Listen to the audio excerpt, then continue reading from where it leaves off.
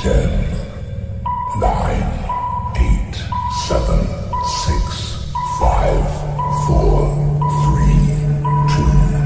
3, 2, 1, 0. Assalamualaikum warahmatullahi wabarakatuh dan salam sejahtera.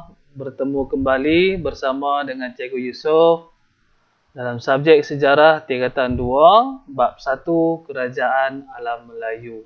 Okey, baik, kita akan sambung kembali pembelajaran kita yang mana pada pembelajaran yang lepas kita telah menyentuh berkaitan dengan 1.1 konsep alam Melayu. Dan hari ini kita akan melihat ataupun kita akan sambung balik kelas kita berkaitan dengan 1.2 kewujudan kerajaan di alam Melayu.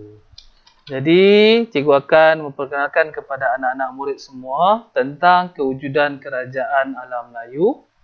Jadi, dalam bab ini ada 7 buah kerajaan yang kita akan lihat. Okey, dan anak-anak murid perlu tahu sekurang-kurangnya nama kerajaan-kerajaan yang ada di alam Melayu. Okey, baik. Di bahagian utara alam Melayu, kita ada Kerajaan Funan, Kerajaan Champa dan Kerajaan Angkor. Yang mana 3 kerajaan ini berada di bahagian atas. Jadi kita lihat dulu yang pertama, Kerajaan Funan. Yang mana Kerajaan Funan berada di lembah Sungai Mekong, wujud pada abad pertama hingga abad ke-6. Yang mana pusat kerajaan berada di Vidapura. Seterusnya Kerajaan Champa. Lokasinya berada di selatan dan tengah Vietnam.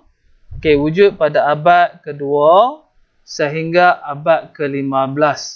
Yang mana pusat kerajaan berada di Indrapura. Yang seterusnya Kerajaan Angkor. Lokasinya di lembah Sungai Mekong. Wujud pada abad ke-9 dan abad ke-16. Pusat kerajaan berada di Hariharalaya. Jadi 3 kerajaan ini berada di utara. Yang mana kalau sekarang kawasan ini berada di negara Thailand, Vietnam dan kawasan Laos. Jadi ini sebagai info tambahan untuk anak-anak murid semua. Baik, seterusnya kita akan lihat kerajaan. Kerajaan yang berada di Malaysia. Iaitu Kerajaan Kedah Tua. Lokasinya berada di Sungai Mas dan Sungai Bujang.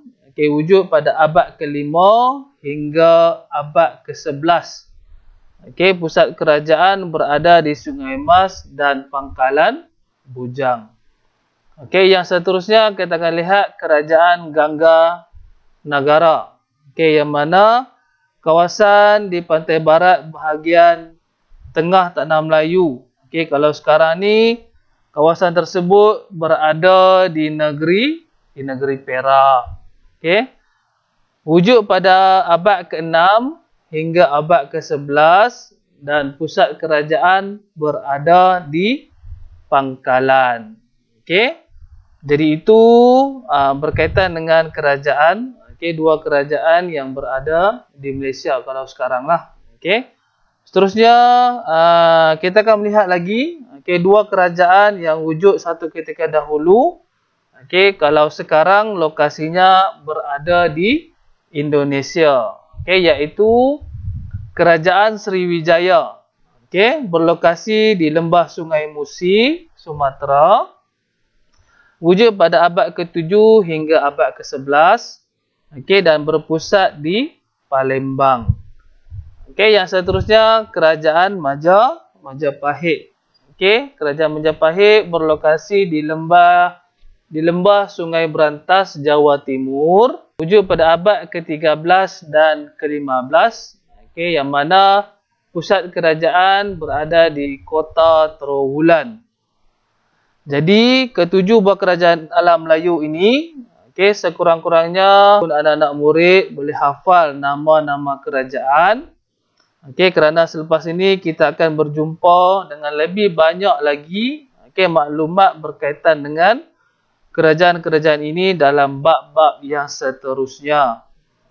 Jadi, sekali lagi cikgu ingatkan, 3 kerajaan yang pertama yang berada di bahagian utara alam Melayu, iaitu kerajaan Hunan, Champa dan Angkor.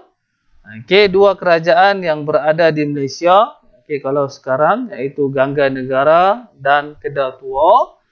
Dan 2 kerajaan lagi yang berada di Indonesia. Lokasinya kalau sekarang berada di Indonesia, iaitu kerajaan Sriwijaya dan Majapahit.